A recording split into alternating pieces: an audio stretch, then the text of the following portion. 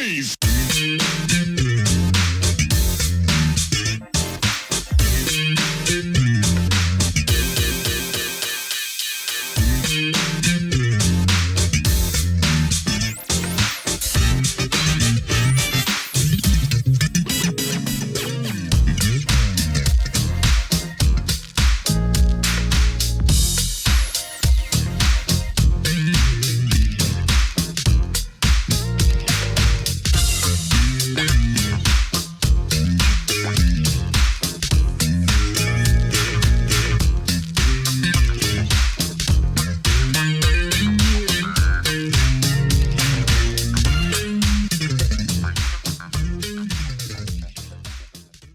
Welcome back to the next part of this Truth and Rhythm episode. Be sure to subscribe to this channel. If you've already done so, please share it with friends. Also become a member by joining Truth and Rhythm on Patreon, or consider donating at funkinstuff.net. Thank you so much for your interest and support. Enjoy. What was it like working with Johnny Gill? Cool. We went to school together, and he lived in the same neighborhood. So he used to come over to our home. And as I said a few minutes ago, we used to have talent shows in my basement.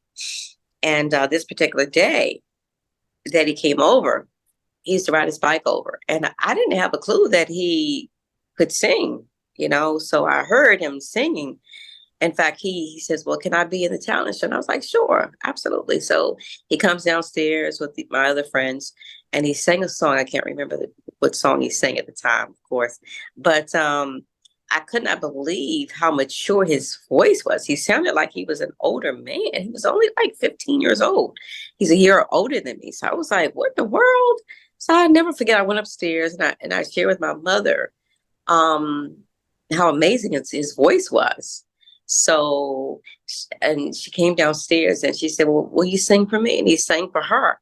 And my mother couldn't wait to get on the phone and contact the people over at Atlantic Records, Henry Allen and some of the other people there. And so she contacted Henry, if I'm not mistaken, and Henry contacted Johnny Boogie Gill. That's his name. That's what we call him. And so Henry asked him to drive up to New York. And him and his family drove up to New York, and he was signed to Atlantic Records. So that's how his career began. And then he went on to be with New Edition. Mm-hmm. Right. And you stayed friends, or? Yes and no. I don't really talk about it a lot, but we did date for, I was 16. From the time I was 16 and 19, we dated. My mother didn't know. My mother was very protective of me, so I would sneak around. I bought my first car at 16. So yeah, we dated for a brief time, and I decided to break off the relationship for a reason I don't want to discuss. So that's what I did. I broke off the relationship with him, and I married my husband and felt that it was the right thing to do to cut the ties. And so we actually just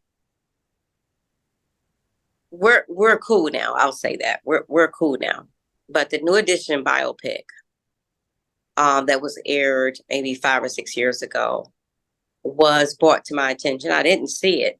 One of our mutual friends saw it, and she brought it to my attention that there was a comment that was made, I believe, on the second day that I think it was Ralph that asked him, whatever happened to you and Stacy Lattisaw? I heard that you guys were an item. And he was kind of pulling at his wrist, his arm. I did see that part. And he was implying that it was because of the color of his complexion, that he was too dark, and that was so not true. he said that her mom didn't like me because of this. And I was crushed. Hmm. I was so hurt once again. I could not believe that the person that I helped, that we discovered in our basement, had put that negative energy out there. And so we got on the phone with our attorney, and we wanted to find out if BET would retract that statement, because it was not true at all. We're not racist people. We never have been. And I literally had to go on my social network pages and block a lot of people, because people do not and still do not know why I broke off the relationship. And they were saying unkind things to me, accusing me of being a racist person. So once again, I had to deal with something that was wrong, that was so not true. And I don't even like talking about it, but it's the reality. That's what happened. Well, you mentioned about being bullied when you were young. And then, of course, in the internet age, there's a lot of, online trolling and bullying that goes on. That's very unfortunate too. And Yep. yeah. So, but this show is called Truth and Rhythm. So it's your forum to set that record straight. And, so that's appreciated that you can get the truth out there. That is Yeah. true. We're not racist people. I chose not to share the reason why I broke off the relationship. I don't need to share that with anyone else. No, it's totally your rights to, of course. Yeah. But I think it was evident, during that perfect combination era, there was definitely some chemistry, I felt. So it makes sense that, you guys hit it off like that back then. Mm-hmm. Yeah, we were cool. Like I said, we went to the same school here in DC. So mm-hmm. In your last record or second to last, you had Brown Mark from Prince Revolution doing a lot of the production. That was sort of. He wrote, did he write one song or two songs? If I'm not mistaken. I think he wrote, I can't remember the name of the song, but he was very gifted, very talented. But I never heard any more from him. I don't know what happened, but yeah, things just got quiet. But he was very gifted, very talented. Mm-hmm. I want to move on to the next sort of chapter of your life and talk more about that. But before I do, is there any single performance or maybe a couple from, the 80s that just stood out to you as being particularly unforgettable for you? Interesting. I guess I would say the Jacksons tour. There were so many nights that we would watch Michael perform, and it was just amazing to see that many people. I'm sorry, I don't know what that noise was. It was so amazing to see. Every show was sold out, and there were young ladies there that were literally fainting, in the front row. And I was like, oh my gosh, are they okay? And they had ambulances on each side of the building. It was, Michael Jackson was amazing. He was incredible. He really was incredibly gifted and talented. And I remember very clearly, and it's just something that I will never forget. When I turned 16, I got a phone call. I was outdoors playing with my friends, and my mother called me to come inside, and she said, someone wants to speak to you on the phone. And I didn't know who it was. So she handed me the phone, and I hear this voice, hi, Stacy. And I was like, who's this? This is Michael. I was like, Michael who? Because I knew I wasn't allowed to talk to boys. Like, what in the world? So yeah, I was calling to wish you a happy birthday. And I put the phone down and I just screamed. I was like, oh my gosh, this is Michael Jackson. Michael was calling me to wish me a happy birthday. Oh my gosh, I couldn't believe it. And then they sent me flowers, a bouquet of flowers. That was amazing. That he took time out of his busy schedule to call me and wish me a sweet 16 birthday and send me flowers. You know, that, like I said, that was a beautiful moment for me. Mm. I'll never forget that. Yeah, that was so special. Yeah, there will never be another Michael Jackson.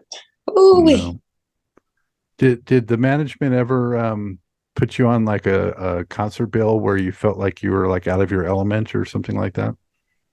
Like a weird matchup with someone that was kind of, not in your lane? Not really. I remember doing, well, it may have been one or two, but not very many.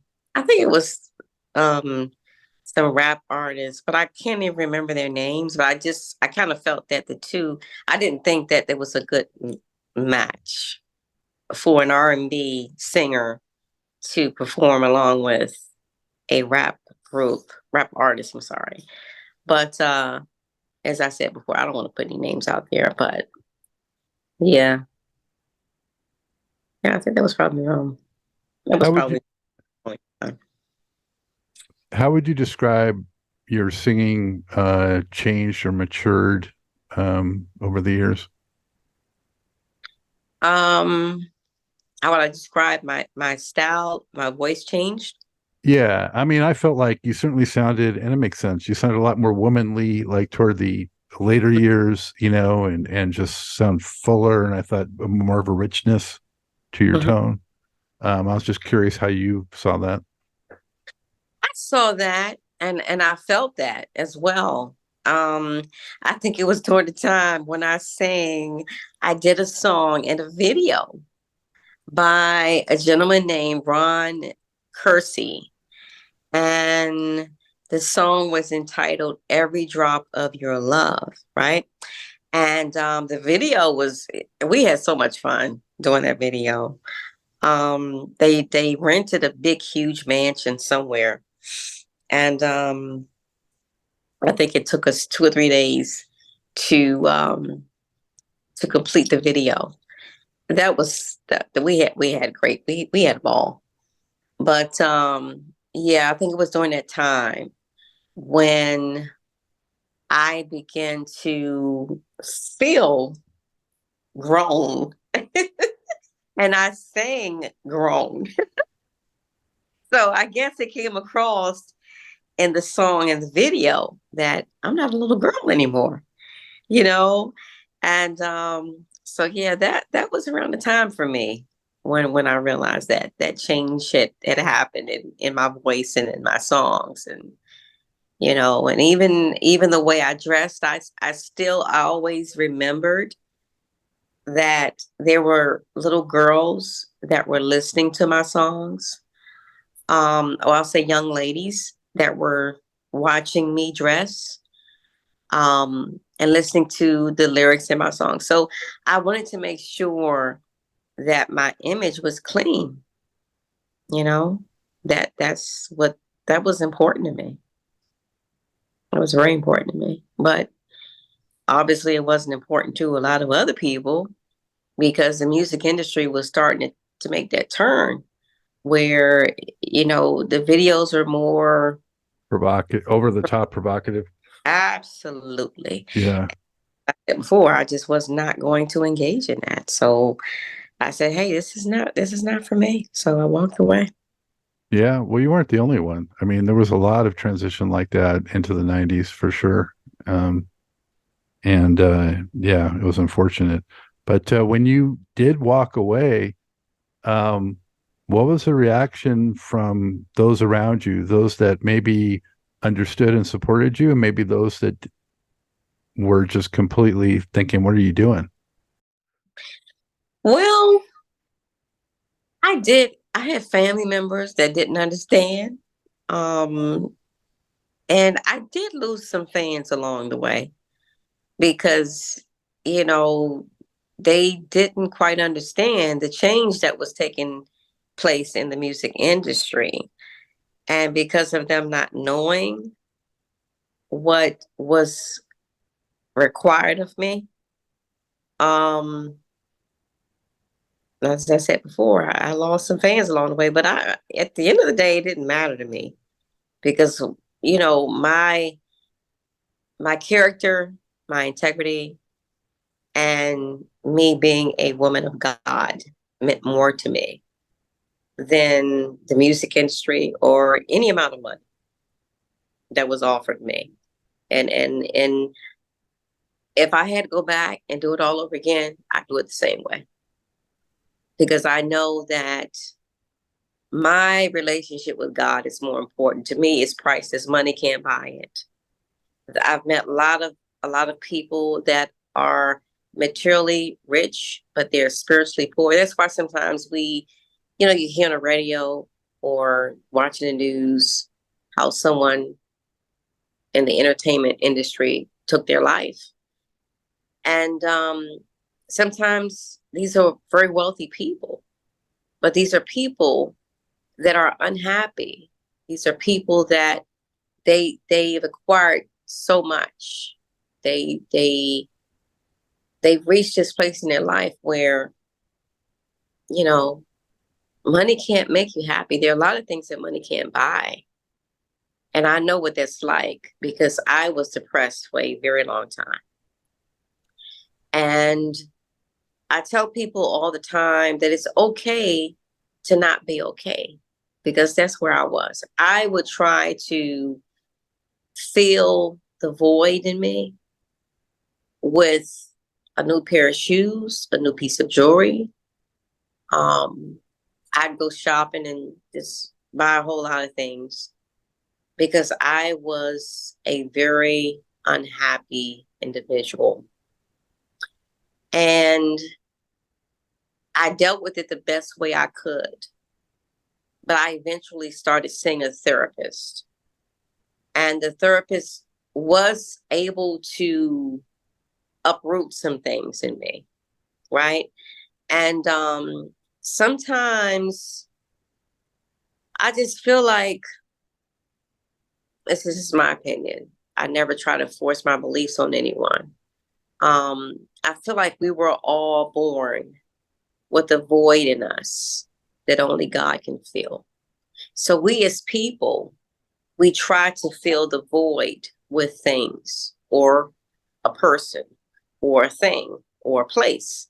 But God created us to have a relationship with Him, meaning the material things can go. I don't care if you buy the biggest house in the world that money can buy. You've bought 20 cars, or you've bought every Rolex watch that there is. You know, that there comes a point in time where those things will no longer, it's like a temporary joy, because I know firsthand what it's like. It's a temporary joy that you get when you buy something, as I said, or some things, right? And then the next day or two, you're back in that same place. You're just And pacified. Yeah, temporarily pacified. Yeah. Depression is a disease. Depression is something that no one really wants to deal with or talk about, but I talk about it quite often because I want people to know I know what it's like. I've been there, and God brought me out of that dark place. And I share my testimony every chance that I get because I feel like God is no respecter of persons. What He does for one, He does for the other. I tell people all the time, if you feel that you are depressed, and it's so many people in the world today, because the world is in a bad place. America is, in my opinion, has lost its way. And it's something that you need to talk to someone. Don't try to cover it up. Like for me, I try to cover it up. I walk around with a smile on my face, but at the end of the day, I cry myself to sleep at night. And it had gotten so bad for me where I did not want to lift the shades because I didn't want the sun to shine through. Okay, so I know what it's like to be in that place. But as I said before, I worked through it with a therapist, and I was able to connect with God through prayer. And that's when my breakthrough came. And that's when I said, you know what? When I tapped into a relationship with God, that's what was missing in my life.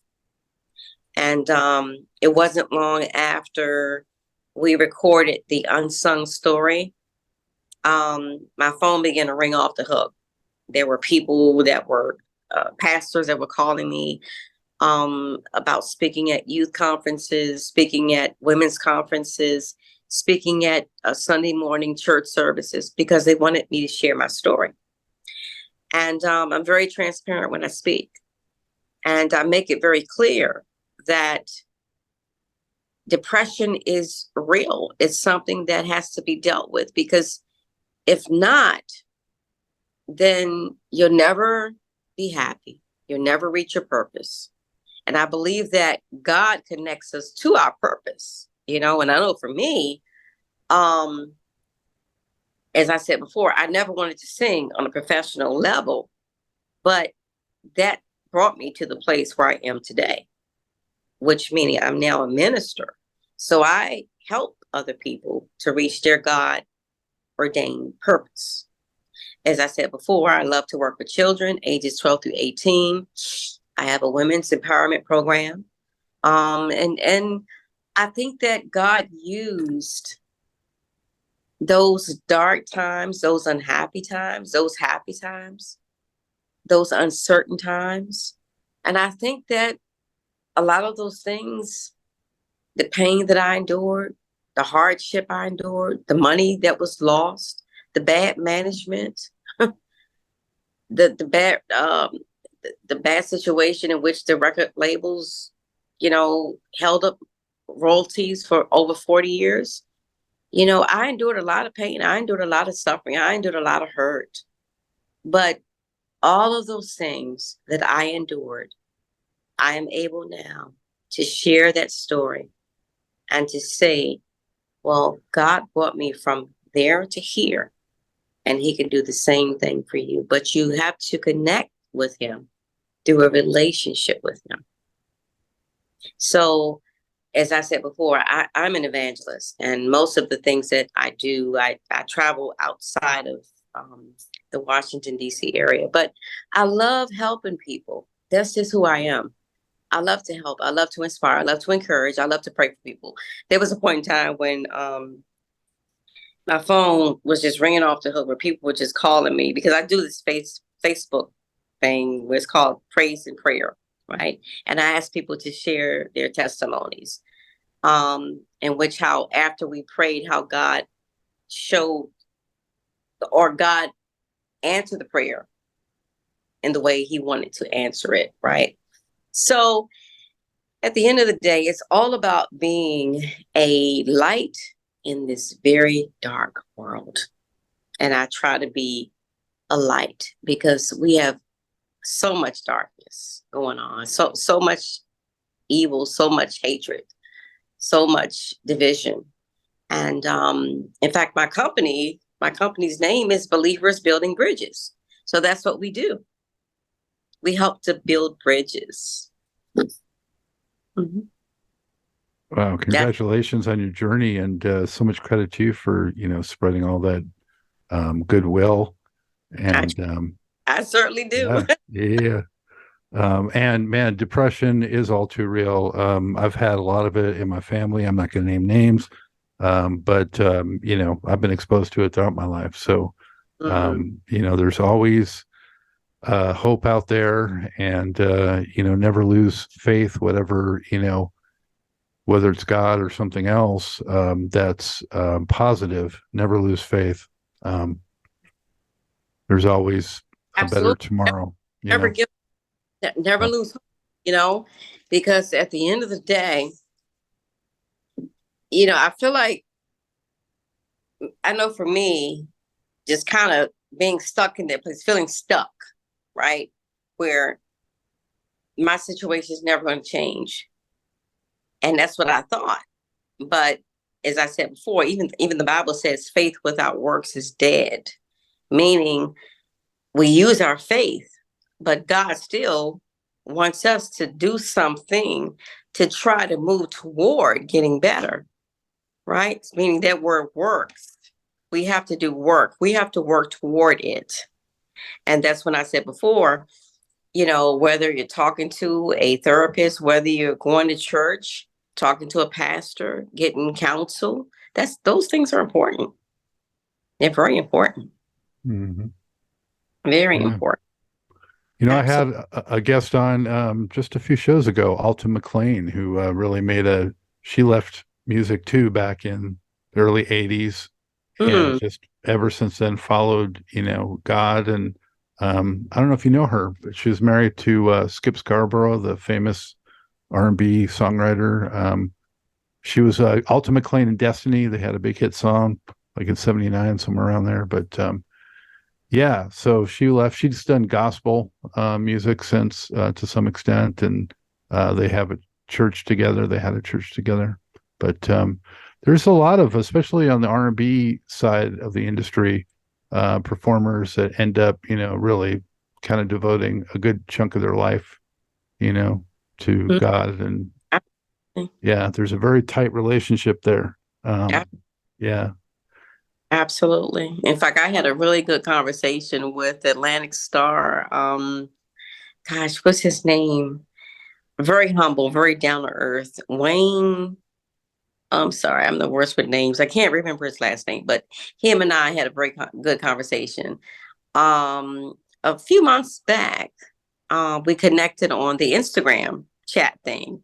And I've always been a fan of Atlantic Star. I love Atlantic Star. Oh my gosh, one of my favorite groups. Sometimes I'll just get in my car and I'll just play their music. It's timeless. It's absolutely beautiful. It never gets old. So he was sharing with me Wayne Lewis. Yeah, the Lewis brothers. Yeah. That's him. Yeah. And sharing with me how he had given his life to God, and if it wasn't for God, he doesn't know where he'd be. So yeah, it's a lot of people that, when you're in that industry, they call it a cutthroat. The R&B industry. It's so very competitive.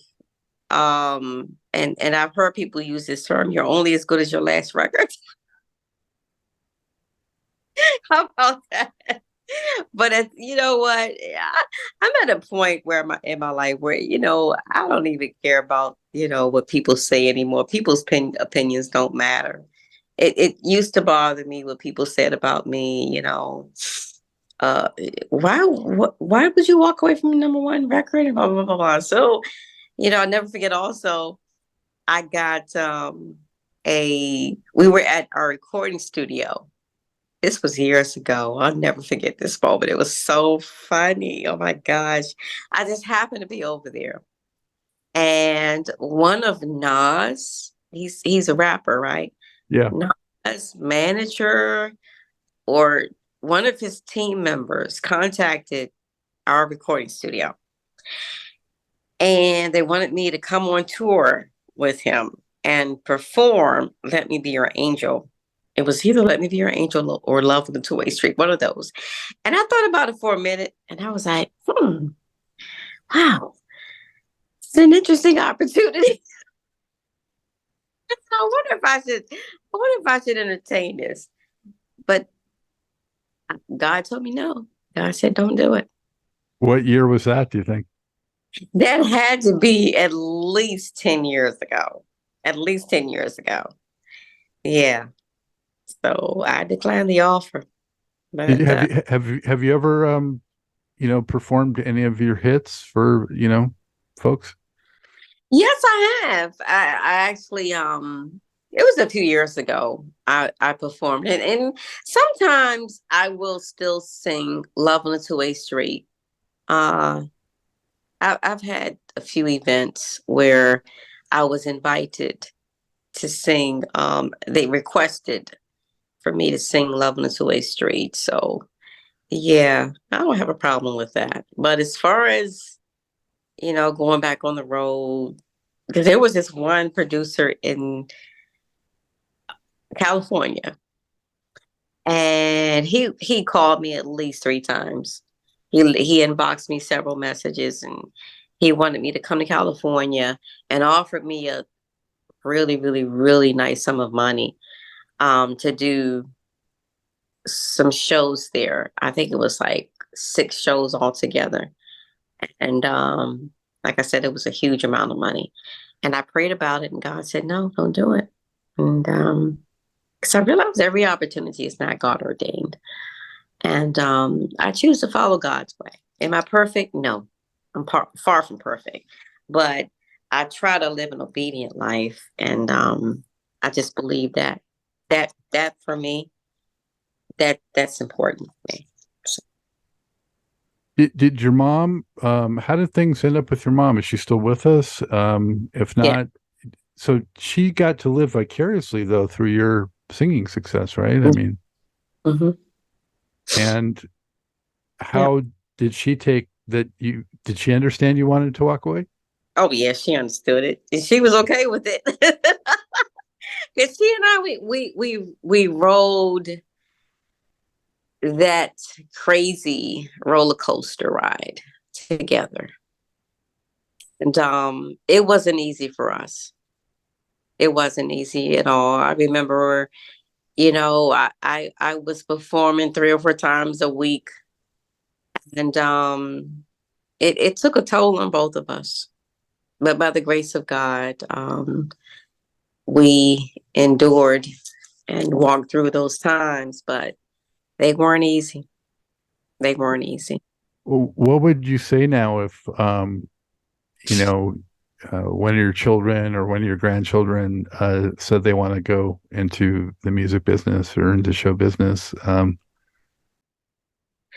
Well, that's an interesting question because I've thought about that quite often. And that's one thing I used to say a long time ago when I got married. I used to say, you know what, if I have children and my children decide that they want to sing, I want it to be their decision.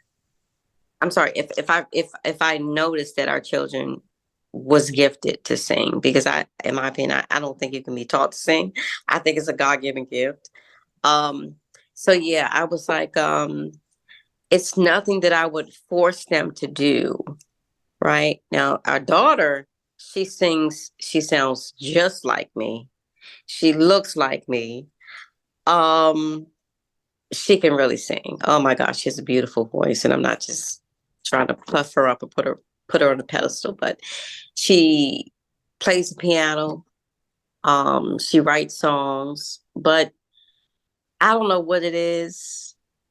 She doesn't want to do it on that level, and I've never forced her to do so. Our son, I'm sorry, he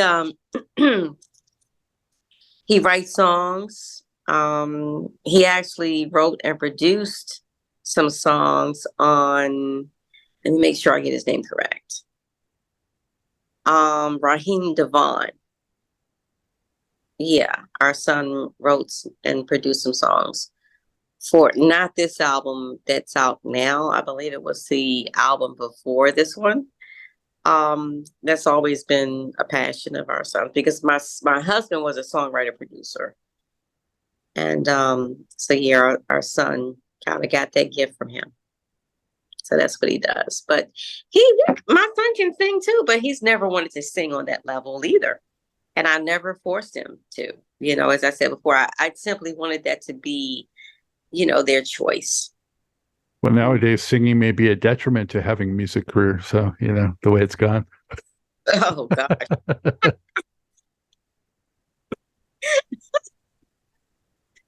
Um, yeah. Well, so when you wrote you did the book, was that cathartic for you? Oh my gosh. When I wrote that book, it was very therapeutic for me. Um, I laughed, I cried. There were good memories. There were some memories that were not so good, but it was necessary to write the book. I self-published it. Um, I didn't really get a lot of assistance behind it. I reached out to some people with huge platforms, um, but these people didn't help me. So the book didn't do quite well, but the book is still available. And if one day God wants to, do something different with the book, I'm okay with that. But I wrote the book myself, and I wanted to write my own story. And it talks about my journey. It talks about everything. It talks about, pretty much everything I shared already. How, I'm very truthful and transparent in the book. And I talk about, how it was living in Southeast Washington, D.C. It was not the best neighborhood, but it was not the worst neighborhood. We made the best of what we had. And there were challenges that we faced, at the age of 7, 8, 9 years old. Um, and yeah, those were interesting times. But yeah, the book was very therapeutic for me. I really enjoyed it, and I think that I know for a fact that several people that purchased the book told me that it really inspired them. And I'm just glad that, that I'm able to share the story and the experiences that I went through, as a young child star.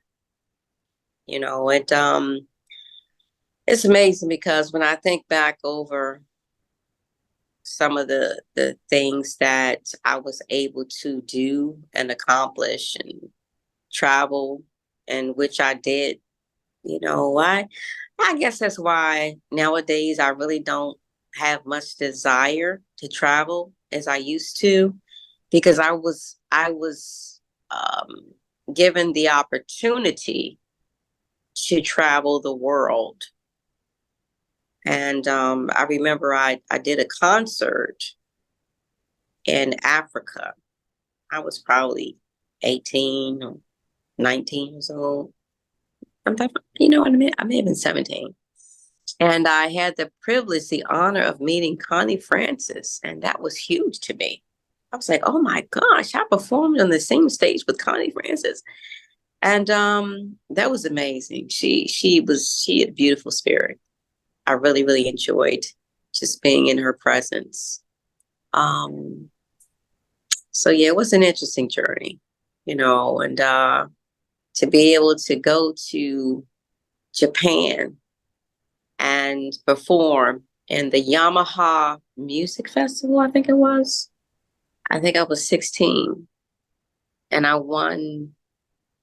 either won first place or second place. And they gave me, it was a $20,000 gift, and they gave me a beautiful Rado watch. Rado or Rado, one or the other. But that was a great experience for me. Um, Japan was, I was just so amazed that they knew my song. I was amazed that they were singing the song along with me. I was like, are you kidding me? You guys know my music?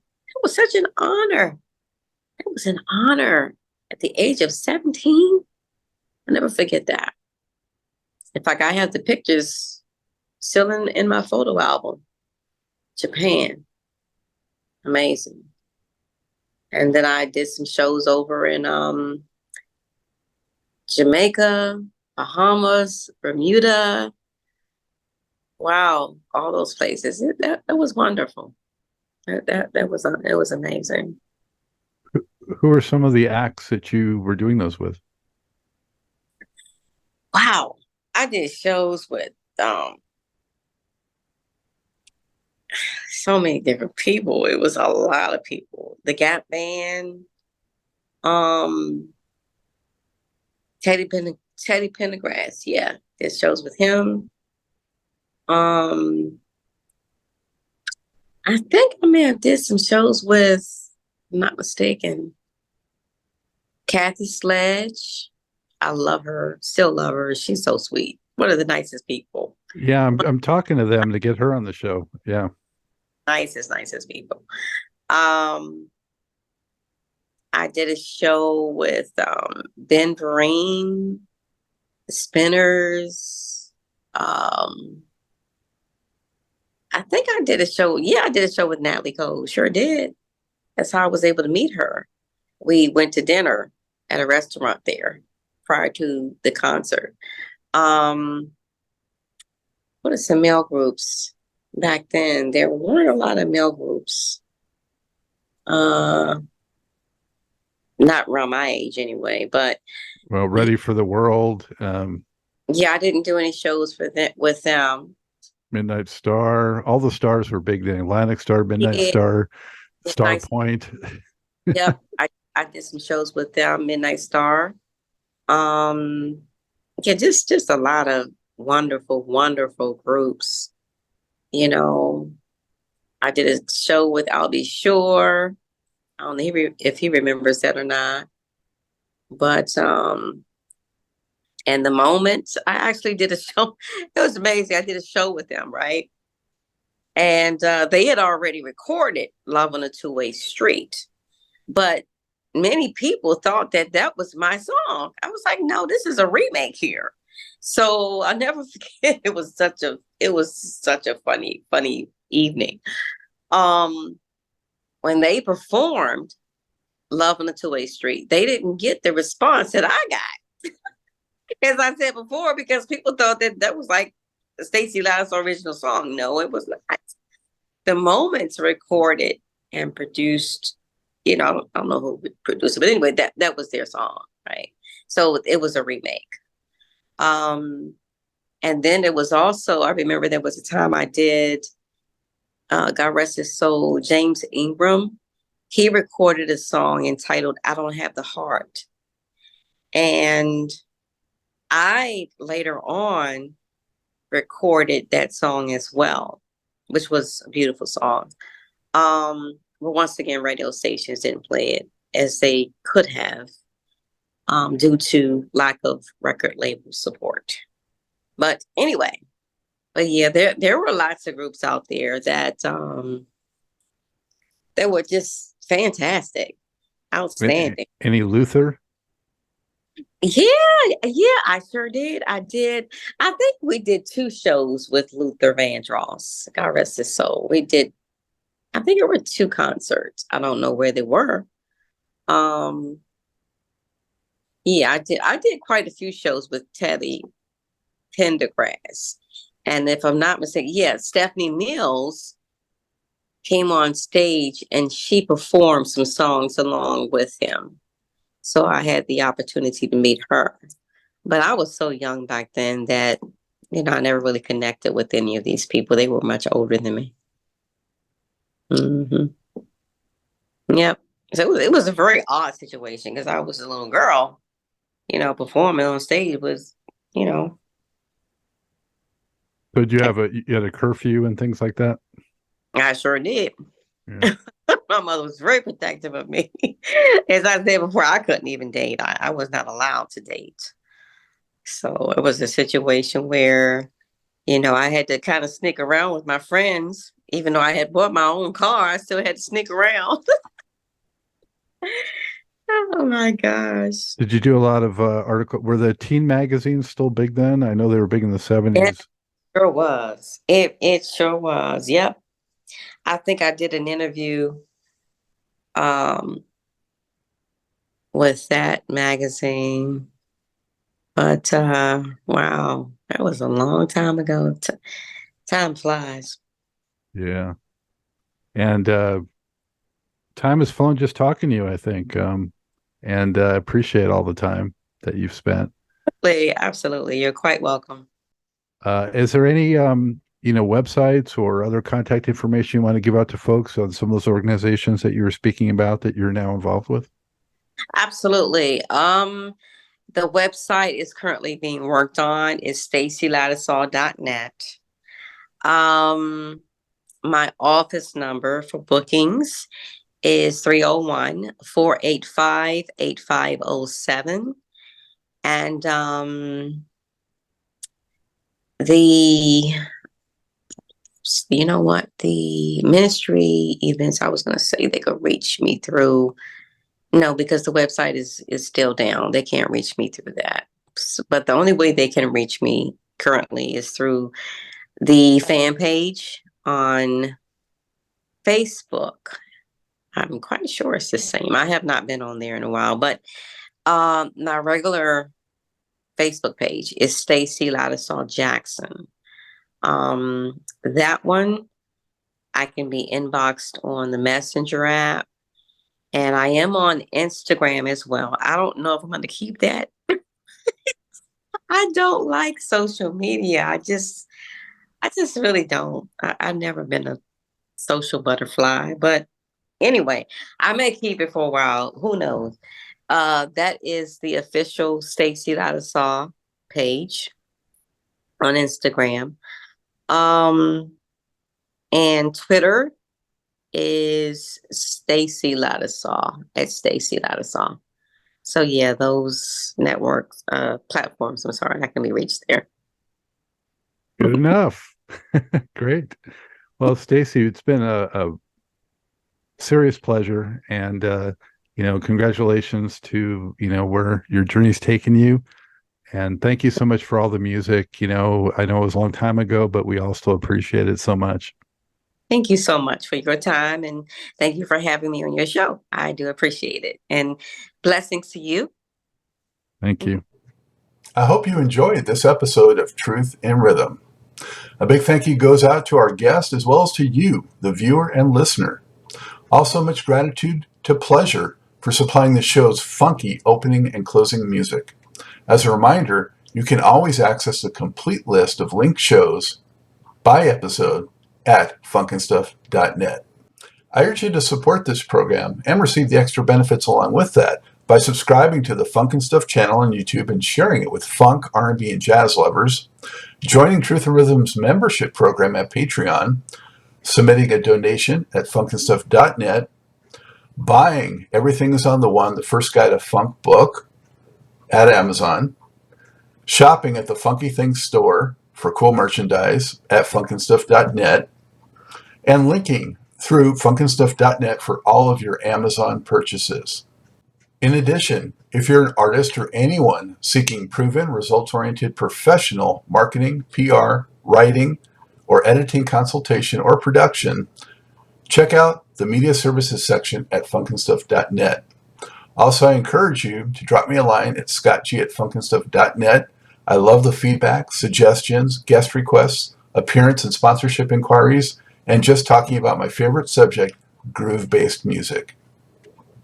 For now, and as always, this is Scott Dr. GX Goldfine saying, keep on vibing to the rhythm of the one.